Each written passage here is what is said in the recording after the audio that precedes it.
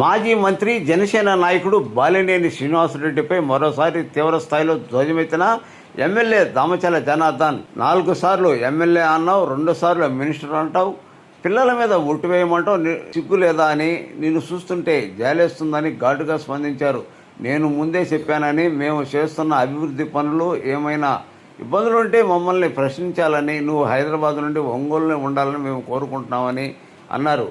ఈ మీడియా సమావేశంలో ఒంగోలు పార్లమెంట్ సభ్యులు మాగుంట శ్రీనివాసరెడ్డి, ఉడా చైర్మన్ షేక్ రియాజ్తో కలిసి మాట్లాడారు. ఒంగోలులోని అగ్రహారం గేటు నిర్మాణంలో ఉన్న అండర్ పాస్ పనులను పరిశీలించిన ఒంగోలు శాసనసభ్యుడు దామచల జనార్దన్ రావు, ఒంగోలు పార్లమెంట్ సభ్యులు మాగుంట శ్రీనివాసరెడ్డి, ఉడా చైర్మన్ షేక్ రియాజ్, నగర కమిషనర్ వెంకటేశ్వరరావుతో కలిసి పరిశీలించారు.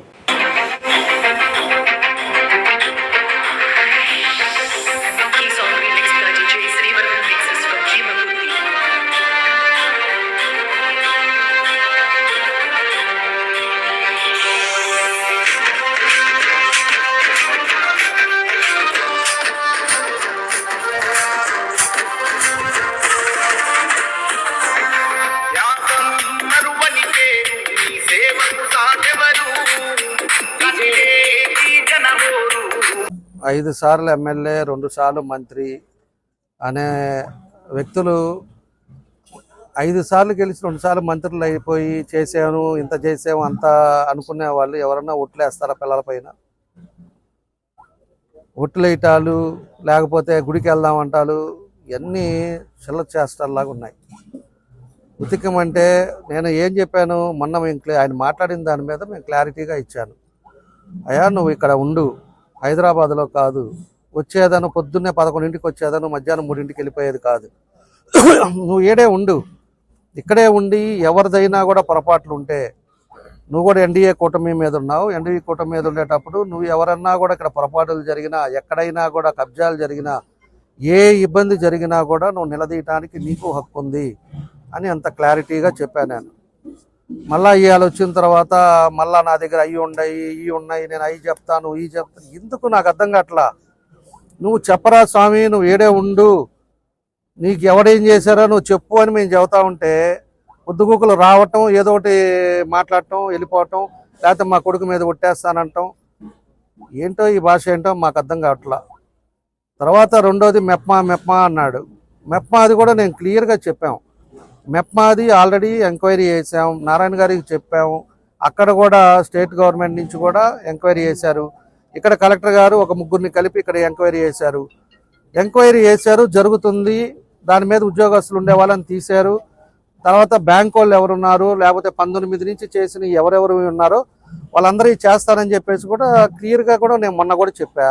మళ్ళా ఇవాళ ఎవరున్నారో లోడాలి, ఎవరున్నారో అప్పుడు 19 నుంచి 24లో వైఎస్ఆర్ వాళ్ళు కూడా ఆ మెప్మాలో ఉండే వాళ్ళని కూడా అరెస్ట్ చేయాలి. ఇవాళ నీ గవర్నమెంట్ ఉంది, నువ్వు ఎమ్మెల్యేగా ఉన్నావు, నువ్వు ఎందుకు చేయలేకపోతున్నావు అంటే ఏంటి నాకు అర్థం కాల. నువ్వు ఎన్డీఏ గవర్నమెంట్లో నువ్వు ఉన్నావు, నీకు ఆ మాత్రం రైట్స్ లేదా? నువ్వు పోయి కలెక్టర్ గారి దగ్గర కూర్చొని స్పెషల్గా ఒకటి ఎంక్వైరీ చేయించు. ఎవడు కాదన్నాడు దీనికి? ఎవడన్నా మా పక్క ఎవరైనా తిరిగే వాళ్ళు ఏదైనా పొరపాటు ఉంటే కూడా తప్పకుండా దాని మీద యాక్షన్ తీసుకో, తప్పులేదు దాంట్లో. 19-24లో మీ సైడ్ నుంచి ఎవరున్నారో వాళ్ళవి కూడా బయటికి తీయమని చెప్పి నువ్వు అడుగు. ఊరకనే ప్రెస్లో మాట్లాడి మా కొడుకు మీద ఒట్టు అంటాం ఏంటి? అది నాకు అర్థం కాదు. నువ్వు పోయి కలెక్టర్ గారి దగ్గర ఎందుకు మాట్లాడలేవు? లేకపోతే అక్కడికి వెళ్ళేసి స్టేట్ గవర్నమెంట్లోకి వెళ్ళి సీఎం గారితో కూడా మాట్లాడి వేయించు, స్పెషల్ ఎంక్వైరీ వేయించు, నారాయణ గారిని గలు. నువ్వు కూటమిలో ఉన్నావు కదా, 5 సార్లు 2 సార్లు కదా, 5 సార్లు అనేవాడివి నువ్వు ఇంకేం మాట్లాడతారో నాకు అర్థం కాదు. కాబట్టి మెప్మాది మేము క్లియర్గా మేము 2-3 సార్లు చెప్పాం. మన ముఖ్యమంత్రి గారు మీటింగ్ జరిగేటప్పుడు కూడా కలెక్టర్ గారిని అడిగా, ఏమండి ఏమైంది ఎంక్వైరీ, ఏం జరుగుతుందని చెప్పేసి కూడా అడిగిన తర్వాత మేము ఆల్రెడీ ఎంక్వైరీ జరుగుతూ ఉందండి అని చెప్పేసి ఆయన చెప్పాడు. నువ్వు పోయేసి కావాలంటే వచ్చి సరని పోవటం కాదు, నువ్వు వచ్చి ఆయనతో కూర్చొని మాట్లాడు, తప్పులేదు. ఫోన్ చేసి మాట్లాడేది ఏంది? ఫోన్ చేసి మాట్లాడాను, లేకపోతే అక్కడి నుంచి ఉత్తరం పంపించాము, ఇవి కాదు. నీకు చిత్తశుద్ధి ఉంటే నువ్వు నిజంగా ఏదో తెగ దాని మీద ఏదో ఆతృతగా ఏం జరిగిపోయిందో తెలుసుకోవాలన్నప్పుడు నువ్వు పోయి కూర్చొని మాట్లాడేసి దాన్ని ఎంక్వైరీ ఫాస్ట్గా వేయించి ఎవరున్నారో పేర్లు నువ్వు కూడా ఇవ్వి. ఇవాళ మేము ఎమ్మెల్యే అవ్వచ్చు, కానీ నువ్వు కూడా కూటమిలో ఉన్నావు, మీ పార్టీ కూడా కూటమిలో ఉంది, నువ్వు కూడా ఉన్నావు కూడా ఒక బాధ్యులుగా ఉన్నావు కాబట్టి నువ్వు కూడా అడుగు. మేము కూడా రమ్మంటే మేము కూడా వస్తాం, మేము కూడా ఉంటాం, కలెక్టర్ గారిని అడుగుదాం, ఎప్పటికల్లా తెలుస్తామని చెప్పేసి కలెక్టర్ గారిని అడుగుతాం. ఆ తర్వాత ఇంకా ఏం మాట్లాడాడు అది కూడా నేను చెప్పాను. నేను క్లియర్గా మా ప్రభుత్వం వచ్చిన తర్వాత ఎక్కడ కబ్జాలు జరగలా, ఎక్కడన్నా కంప్లైంట్ వచ్చిందా ఒక్కటి చెప్పండి. ఇంతమంది మీడియా ఉన్నారు, మీడియా ద్వారా ప్రజలను కూడా అడుగుతా ఉన్నా. ఎక్కడన్నా కూడా ఒకడు వచ్చి ఆకుపై చేసి ఏమైనా ఇబ్బందులు జరిగిందేమో అని అడుగుతున్నా. దాన్ని ఎవరో వచ్చి ల్యాండ్ వాళ్ళు వచ్చేసి రాత్రిపూట చేశారు అని చెప్పేసి అంటే ల్యాండ్ వాళ్ళదంట, అది వీళ్ళు కావాలని ఉన్నారని చెప్పేసి వాళ్ళు అది ఎంఆర్ఓ ఇచ్చాడు, వాళ్ళు డాక్యుమెంట్స్ చూశారు, అన్నీ చేశారు. అలాంటిది వాళ్ళు వచ్చారు ఆక్యుపై చేసుకున్నారేమో, దానికి రాజకీయానికి ఏం సంబంధం? అలాంటిది ఏదన్నా కూడా కబ్జాలు జరిగి లేకపోతే ఉన్నోళ్ళు తీసేసిన వాళ్ళ దగ్గర ఏమన్నా ఎవిడెన్స్ ఉన్నాయా, వాళ్ళ దగ్గర ఏమన్నా పట్టాలు ఉన్నాయా, వాళ్ళ దగ్గర కాగితాలు లేకుండా మీలాగా మీ కొడుకు మాదిరి పోయి రాత్రిపూట ఆ బ్రాహ్మణులది రాత్రిపూట మీ బామ అతను వియంకుడు పోయి భాస్కర్ రెడ్డి పోయేసి నైట్ నోట వేసుకున్నట్టు అక్కడ ఏమైనా జరిగిందా? వాళ్ళ దగ్గర కాగితాలు లేకుండా పోయి ఆక్యుపై చేశారా? ఇవన్నీ చెప్పు. ఆ రోజు ఉండే పరిస్థితుల్లో మీరు చేసింది అది, నీకు రైట్స్ లేదు, నువ్వు ఓనరు కాదు. ఓనర్ ఎవరో ఒంగోలు సుబ్బారావు అయితే మీ వాళ్ళు పోయేసి రాత్రిపూట కట్టి లైట్లు వేసి చేసింది మీరు. ఈడకు వచ్చిన తర్వాత వాళ్ళెవరో సైట్ ఓనర్స్ అయిపోయి వాళ్ళ కాగితాలు పెట్టుకొని వాళ్ళు పోయి వాళ్ళని గదిలిచ్చారు. దానికేను రాజకీయాలకి ఏం సంబంధం, దానికి ఎమ్మెల్యేకి ఏం సంబంధం, దానికి ఇక్కడ ఉండే పార్టీ వాళ్ళకి ఏం సంబంధం? సంబంధాలు లేకుండా లేకపోతే మా వాళ్ళు పార్టీ వాళ్ళు ఎవరన్నా పోయేసాలి అప్పుడు. అలాంటివన్నీ చెప్పకుండా ఈరోజు సర్వనాశనం చేసి ఈరోజు ఒక కొడుకున్నాడు మాకు ఒక్క కొడుకే అంటే అందరికీ పిల్లలు ఉంటారు, అందరికీ ఆ బాగుంటాయి, అన్నీ కూడా గుర్తుపెట్టుకోవాలని చెప్పి కూడా మేము తెలియజేస్తా ఉన్నా. ఇంకోటి అన్నాడు మళ్ళా, దొంగ మాటలు చెప్పి గెలిచారు అని చెప్పి. ఎవరు దొంగ మాటలు చెప్పి గెలిచింది? నువ్వు మాట్లాడింది, నువ్వు చేసే యాక్టివిటీని మేము ప్రజల్లోకి తీసుకెళ్ళాము. నువ్వు దొంగ పనులు చేస్తా పోయి జగన్మోహన్ రెడ్డి దగ్గరికి పోయేసి డబ్బులు 200 కోట్లు తీసుకొచ్చి 400 ఎకరాలు ఆ రోజు ఎక్వైర్ చేసి ఒక్కడికన్నా కూడా పట్టాలు కరెక్ట్గా ఇచ్చావా? మేము పట్టాలు ఇచ్చేటప్పుడు కూడా చెప్పాము, ఈ దొంగ పట్టాలు ఫేక్ పట్టాలు నమ్మగాకండి అని ప్రజలకు తీసుకెళ్ళాం. ఈరోజు దానికి గవర్నమెంట్ వచ్చిన తర్వాత దాన్ని క్రాస్ చెక్ చేసి ఎంక్వైరీ చేస్తే 13,000 పట్టాలు ఫేక్ పట్టాలు.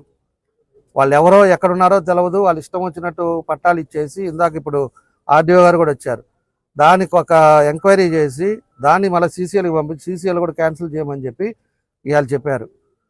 ఎందుకంటే నువ్వు ఆ రోజు పట్టాలు ఇచ్చేసి పట్టాల చేత ఓట్లు వస్తాయని చెప్పేసి నువ్వు దొంగ పనులు చేస్తావు. ఇచ్చేవాడివి 5 సంవత్సరాల దాకా ఏం నిద్రపోయావా? 5 సంవత్సరాల నుంచి ఏం చేసినట్టు నువ్వు? నిజంగా ఇవ్వాలి, పేదవాళ్ళకి ఇవ్వాలి అన్నప్పుడు ఈ ప్రాసెస్ అంతా 2 సంవత్సరాల ముందే మొదలుపెట్టి జెన్యూన్గా ఉండే వాళ్ళకి నువ్వు చేసి ఇవ్వాలి. లాస్ట్ ఇంకా ఒక నెలలో నోటిఫికేషన్ వస్తున్నప్పుడు నువ్వు అడాబడగా పట్టాలు ఇచ్చేసి ఇలా రెవెన్యూ వాళ్ళందరినీ పరిగెత్తిచ్చేసి నీ ఇష్టారాజ్యంగా చేసి ఈరోజు ఒక్క పట్టాలు లేవు. దాంట్లో ఇంకొక 60 ఎకరాలు అసలు రిజిస్ట్రేషన్ కాకుండానే అక్కడ కూడా పట్టాలు ఇచ్చేసావు. 450 ఎకరాలకి ఎక్విజేషన్ చేస్తే 500 ఎకరాలకి పట్టాలు ఇచ్చావు. వచ్చి చూసుకో అసలు నీకు ఎన్ని ఇచ్చారో ఏం చేశారో నీకు తెలిస్తే కాదు. నీ ఇష్టం వచ్చినట్టు రాసి ఆందోళన చేసింది నువ్వు చేసింది. నువ్వు మోసాలు చేసి అబద్ధాలు పచ్చి అబద్ధాలు ఆడతా ఇవాళ పక్కన వాళ్ళందరిని వాళ్ళు అబద్ధాలు ఆడుతున్నారు, నేను అట్టా చూస్తున్నాను, మాకు ఒక్క కొడుకు, మా కొడుకు మీద ఉట్టేస్తా. పిచ్చి భాష మానుకో, పిచ్చి పద్ధతులు మానుకోవాలని చెప్పి కూడా నేను హితవు చేస్తున్నా. నేను మళ్ళా కూడా చెప్తున్నా, హైదరాబాద్ ఉండగాక హైదరాబాద్ నుంచి రా, ఇక్కడే ఉండి ఏది ఉన్నా కూడా మేము చేసే కార్యక్రమాల్లో ఏదన్నా పొరపాట్లు ఉంటే కూడా నువ్వు చూపించు. తప్పకుండా కూడా మేము తప్పు ఉంటే మాత్రం ఒప్పుకుంటాం. తప్పు లేకుండా నువ్వు చేసిన తప్పులు నువ్వు చేసిన పనులన్నీ కూడా ఎదుటోళ్ళ మీద రుద్ది కావాలని చెప్పేసి ప్రజల్ని ఏదో విధంగా 4 సార్లు చెప్తే అది నిజాలవుద్దని చెప్పి ఆలోచించడం తప్పని చెప్పి కూడా నేను తెలియజేస్తున్నా. కానీ ఇక్కడ ఉండే ప్రజలు, ఒంగోలు ప్రజలకు తెలుసు, జిల్లా ప్రజలకు తెలుసు, ఈరోజు నీ యాక్టివిటీ ఏంది, నీ భాష ఏంటో, నువ్వు ఏ పరిస్థితుల్లో మాట్లాడుతున్నావు అనేది ఈరోజు ఉండే అందరికీ తెలుసు అని చెప్పి కూడా ఈ సందర్భంగా నేను తెలియజేస్తున్నాను.